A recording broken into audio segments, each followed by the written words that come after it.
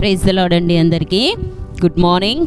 యేసయ్య మహాకృపను బట్టి మన జీవితంలో మరి ఒక నూతనమైన శుభదినాన్ని యేసయ్య మనకు అనుగ్రహించినందుకు దేవునికి నేను ఎంతగానో కృతజ్ఞతాస్తుతులు చెల్లిస్తున్నాను. దేవుని పరిశుద్ధ వాక్యములో నుండి ఒక వాక్య భాగమును చదువుకొని మనం ఈ దినాన్ని ప్రారంభించుకుందాం. 1 కొరింథీయులకు రాసిన పత్రిక 15వ అధ్యాయము 58వ వచనాన్ని చదువుకుందాం. కాగా నా ప్రియ సహోదరులారా, మీ ప్రయాసము ప్రభువునందు వ్యర్థము కాదని ఎరిగి స్థిరులను కదలని వారును ప్రభు కార్యాభివృద్ధి యందు ఎప్పటికీ ఆసక్తులై ఉండుడి. దేవుడి వాక్యం ద్వారా మనతో మాట్లాడునట్లుగా చిన్న మాట ప్రార్థన చేసుకుందాం. స్తోత్రం స్తోత్రం పరిశుద్ధుడా, ప్రేమ నమ్మకం కలిగిన తండ్రి, నీకు స్తుతులు స్తోత్రములు డాడీ. అయ్యా, చదవబడిన వాక్య భాగంలో నుండి మాతో మాట్లాడండి, మమ్మల్ని బలపరచండి నాన్న. అయ్యా నీకు స్తోత్రం. ప్రతిరోజు నీ స్వరాన్ని మాకు వినిపిస్తున్నావయ్యా, నీకు వందనాలు అయ్యా. మీరు మాట్లాడండి అయ్యా. ఈ వాక్యాన్ని వీక్షిస్తున్న ప్రతి ఒక్క బిడ్డతో మీరు మాట్లాడి వారి ఆత్మీయ జీవితాలను మీరు ఉజ్జీవింపచేయమని యేసయ్య పరిశుద్ధ నామములో అడుగుచున్నాను తండ్రి, ఆమేన్. దేవుని బిడ్డలారా, ఇక్కడ దేవుని వాక్యం ఏం సెలవిస్తుందంటే, కాగా నా ప్రియ సహోదరులారా, మీ ప్రయాసము ప్రభువునందు వ్యర్థము కాదని ఎరిగి. దేవుని బిడ్డలారా, మన ప్రయాసము ప్రభువునందు వ్యర్థము కాదని మనము ఎరగాలి. దేవుని కొరకు మనము చేసే ఏ పని అయినా అది వ్యర్థము కాదు. నువ్వు దేవుని కొరకు ప్రార్థన చేసినా, దేవుని సన్నిధిలో నువ్వు చేసే ప్రార్థన వ్యర్థము కాదు. నువ్వు అనుకోవచ్చు, నువ్వు చేసిన ప్రార్థనకు ఈరోజు నీకు ఆ ఫలం అనేది నీకు కనబడకపోవచ్చు, కానీ తప్పకుండా దేవుడు నీ ప్రార్థనకు జవాబు అనుగ్రహిస్తాడు. మన దేవుడు ప్రార్థన ఆలకించే దేవుడండి. ప్రార్థన ఆలకించువాడా సర్వ శరీరుని యొద్దకు వచ్చెదరు అని దేవుని యొక్క వాక్యము సెలవిస్తుంది. మనము దేవునికి మొరపెట్టినప్పుడల్లా మన దేవుడు మనకు సమీపముగా ఉన్నట్లుగా మరి ఏ దేవుడు మరి ఎవరికి కూడా ఇలా సమీపంగా లేడు అని దేవుని యొక్క వాక్యము సెలవిస్తుంది. దేవుని బిడ్డ, నువ్వు దేవుని సన్నిధిలో కార్చే ప్రతి కన్నీరు దేవుడు చూస్తూ ఉన్నాడు. నీ దేవుని సన్నిధిలో నువ్వు చేస్తున్న ప్రతి ప్రార్థన దేవుడు ఆలకిస్తూ ఉన్నాడు. తప్పక దేవుడు జవాబు అనుగ్రహిస్తాడు. దేవుని సన్నిధిలో నువ్వు చేసే ప్రార్థన వ్యర్థము కాదు. నువ్వు దేవుని గూర్చి ఇతరులకు సువార్త ప్రకటిస్తున్నప్పుడు అది వ్యర్థము కాదు. నువ్వు సువార్త ప్రకటిస్తూ ఉన్నప్పుడు దేవుడు నీ పనికి తగిన ప్రతిఫలము దేవుడు తప్పక దేవుడు నీకు అనుగ్రహిస్తాడు. భక్తుడు అంటాడు, సువార్తను ప్రకటింపవలసిన భారము నా మీద మోపబడి ఉన్నది. అయ్యో, నేను సువార్తను ప్రకటించకపోయిన ఎడల నాకు శ్రమ అని భక్తుడు అన్నాడు. దేవుని బిడ్డలారా, మనము సువార్తను ప్రకటించాలి. దేవుడు మనకి ఆజ్ఞ ఇచ్చాడు, మీరు సర్వలోకమునకు వెళ్ళి సర్వ సృష్టికి సువార్తను ప్రకటించమని దేవుని యొక్క వాక్యము సెలవిస్తుంది. దేవుని బిడ్డ, నువ్వు సువార్త ప్రకటిస్తున్నప్పుడు, సువార్త కరపత్రాలు ఇతరులకు నువ్వు ఇస్తున్నప్పుడు, దేవుని గురించి నువ్వు ఇతరులకు ప్రకటిస్తున్నప్పుడు ఆ ప్రయాస దేవుడు చూడట్లేడు అని నువ్వు అనుకోవద్దు. దేవుడు తప్పక నువ్వు చేసిన పనికి తగిన ప్రతిఫలాన్ని దేవుడు నీకు అనుగ్రహిస్తాడు. ప్రకటన గ్రంథం 22వ అధ్యాయం 12వ వచనంలో మనం ఒకసారి చూసినట్లయితే, ఇదిగో త్వరగా వచ్చుచున్నాను, వాని క్రియల చొప్పున ప్రతి వానికిచ్చుటకు నేను సిద్ధపరచిన జీతము నా యుద్ధ ఉన్నది. దేవుని బిడ్డలారా, దేవుడు అంటున్నాడు, ఇదిగో నేను త్వరగా వచ్చుచున్నాను, వాని క్రియల చొప్పున ప్రతి వానికిచ్చుటకు నేను సిద్ధపరచిన జీతము నా యుద్ధ ఉన్నది. దేవుని బిడ్డలారా, దేవుడు జీతం పట్టుకొని వస్తున్నాడట. ఎవరికి దేవుడు జీతం ఇస్తాడు?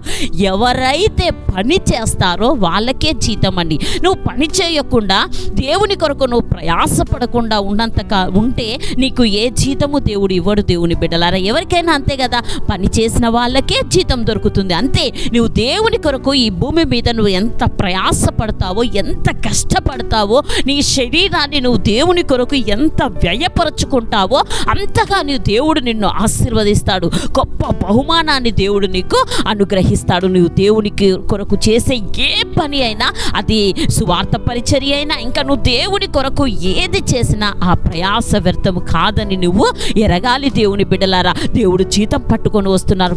వాని క్రియల చొప్పున ప్రతి వానికిచ్చుటకు నేను సిద్ధపరిచిన జీతం నా యుద్ధ ఉన్నది అని దేవుని యొక్క వాక్యము సెలవిస్తుంది. క్రియ అంటే పని. దేవుని బిడ్డలారా, నువ్వు దేవుని కొరకు ఎంత పని చేస్తావో దేవుడు అంతగా నిన్ను ఆశీర్వదిస్తాడు. పరలోకంలో దేవుడు నీకు గొప్ప బహుమానాన్ని దేవుడు అనుగ్రహిస్తాడు. కాబట్టి మనము దేవుని కొరకు స్వార్థ పరిచర్యలో బహుగా మనం ప్రయాసపడదాం. మన ప్రయాస వ్యర్థము కాదు. దేవుడు దేవుడు నన్ను తప్పక ఆశీర్వదిస్తాడు, ఈ పనికి తగిన ప్రతిఫలం దేవుడు నాకు అనుగ్రహిస్తాడని నమ్మాలి.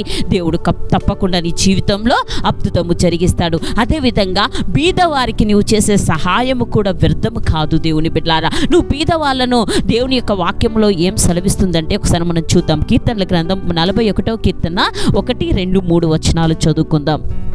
బీదలను కటాక్షించువాడు ధన్యుడు, ఆపత్కాలమందు యెహోవా వానిని తప్పించును, యెహోవా వానిని కాపాడి బ్రతికించును. భూమి మీద వాడు ధన్యుడగును, వాని శత్రువుల ఇచ్చకు నీవు వానిని అప్పగింపవు. రోగశయ్య మీద యెహోవా వానిని ఆదరించును, రోగము కలుగగా నీవే వానిని స్వస్థపరచుదువు. ఆమేన్. దేవుని బిడ్డలారా, నువ్వు బీద వాళ్ళకు ఏ రీతిగా నువ్వు ధనము కానీ, లేకపోతే వాళ్ళకి బట్టలు కానీ, లేకపోతే ఆహారము కానీ, నువ్వు ఏ విధముగా నువ్వు వాళ్ళకి సహాయము చేసినా దేవుడు ఎవరి జీతాన్ని కూడా దేవుడు ఉంచుకోడు. ఎవరికి మనము మనము బీద వాళ్ళకి కానీ, లేకపోతే సావుకులకు కానీ, ఎవరికైనా నువ్వు దేవుని కొరకు చేస్తే దేవుడు 100 ఆశీర్వాదాన్ని దేవుడు నీకు అనుగ్రహిస్తాడు. దేవుని బిడ్డలారా, బీదలను కటాక్షించువాడు ధన్యుడు అని దేవుని యొక్క వాక్యము సెలవిస్తుంది.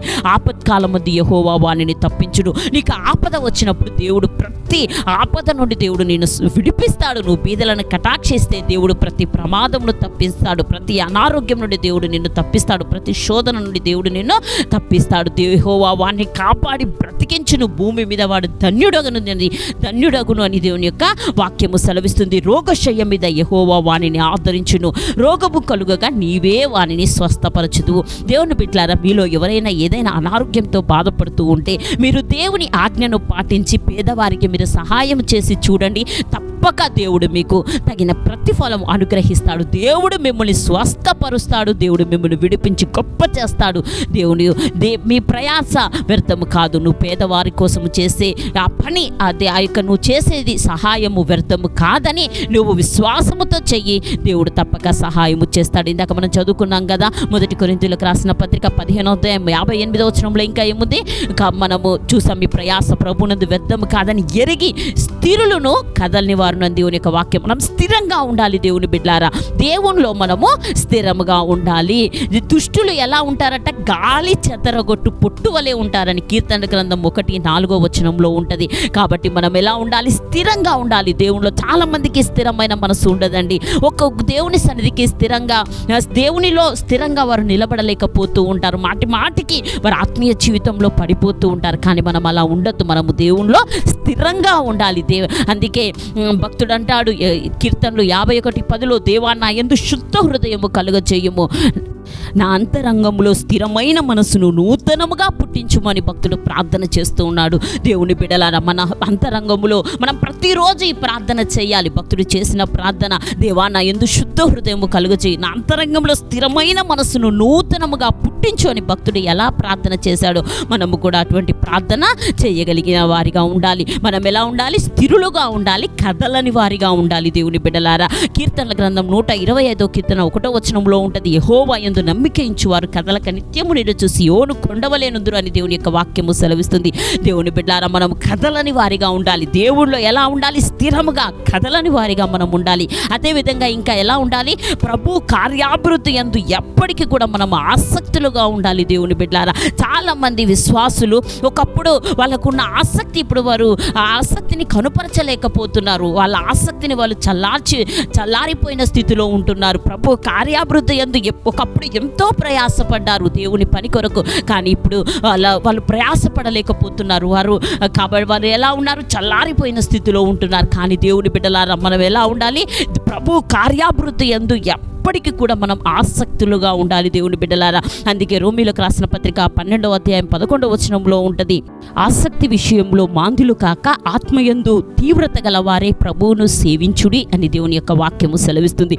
చాలా మంది దేవుని బిడ్డలారా, మీ ఆసక్తిని మీరు కోల్పోయారేమో. ఒకప్పుడు నువ్వు దేవుని కార్యాల కొరకు పరిగెత్తిన వ్యక్తివేమో, దేవుని పని కొరకు ఎంతో ప్రయాసపడ్డ వ్యక్తివేమో, దేవుని సంఘ క్షేమాభివృద్ధి కొరకు ప్రయాసపడిన వ్యక్తివేమో. ఇప్పుడు నువ్వు చల్లారిపోయిన స్థితిలో ఉన్నావేమో.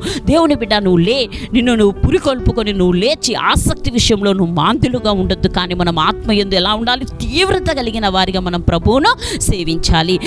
కాబట్టి మనం ఏం చేయాలండి? ప్రభువునందు మన ప్రయాస వ్యర్థము కాదు. నువ్వు దేవుని కొరకు చేసే అది ప్రార్థన అయినా సువార్త పరిచర్యైనా ఏది వ్యర్థము కాదని మనము ఎరగాలి. మనం బీదవారికి సహాయం చేసినా అది వ్యర్థము కాదని మనం ఎరగాలి. ప్రయాస వ్యర్థము కాదు. మనం ఎలా ఉండాలి? దేవునిలో స్థిరంగా కదలని వారిగా మనం ఉండాలి. అదేవిధంగా మనం ప్రభు కార్యాభివృద్ధి ఎందుకు ఎప్పటికీ కూడా ఆసక్తులుగా మనం ఉంటే దేవుడు తప్పక మనల్ని ఆశీర్వదిస్తాడు. దేవుడి వాక్యాన్ని మన హృదయాలలో ఫలింపచేయునుగాక.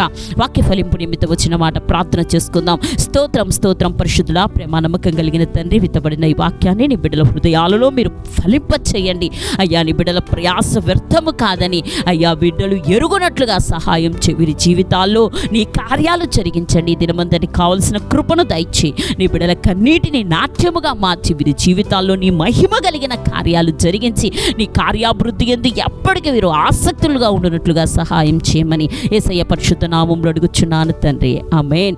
ప్రైజ్ ది లార్డ్ అండి. అందరికీ దేవుడు మిమ్మల్ని దీవించునుగాక. మీకు ఏమైనా ప్రార్థన అవసరతలు ఉంటే తప్పకుండా మమ్మల్ని సంప్రదించండి. మేము మీ కొరకు ప్రార్థన చేస్తాం.